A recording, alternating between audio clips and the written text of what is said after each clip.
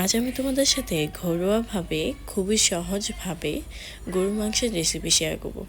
সর্বপ্রথম আমি গরুর মাংসটা ভালোভাবে ধুয়ে নিয়েছি। তারপর এখানে আমি কিছু পরিমাণ পেঁয়াজ অ্যাড করে দিয়েছি, ধনিয়ার গুঁড়ো অ্যাড করে দিয়েছি, মরিচের ফাঁকি অ্যাড করে দিয়েছি। মরিচের ফাঁকিটা আমি একটু বেশি দিয়েছি, আমার ঝাল পছন্দ।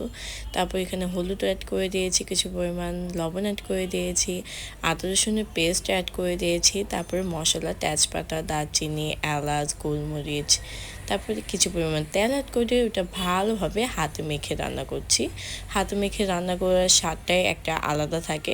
সময় স্বল্পতার জন্য এখানে আমি প্রেশার কুকারটা ইউজ করছি, বাট আপনারা অবশ্যই ট্রাই করবেন পাতিলের রান্নাটা করতে। নর্মাল আস্তে আস্তে কুক করবেন, তাহলে স্বাদটা আরও বেড়ে যাবে। এখানে আমি কিছুক্ষণ জাল করে নিয়ে আলু দিয়ে দিয়েছি। আলু দিয়ে আবার কিছুক্ষণ জাল করে নিয়ে আমি গরম পানি অ্যাড করে দিয়েছি। গরম পানিটাই অ্যাড করবেন, তাহলে স্বাদটা নষ্ট হবে না। ঠান্ডা পানি এই পর্যায়ে ইউজ করলে স্বাদটা নষ্ট হয়ে যাবে। অ্যান্ড লাস্টের দিকে খাঁটি ঘি দিয়ে নামিয়ে নিয়েছি আমার গরু মাংসটা। গরু মাংসটা একদমই রেডি পরিবেশনের জন্য।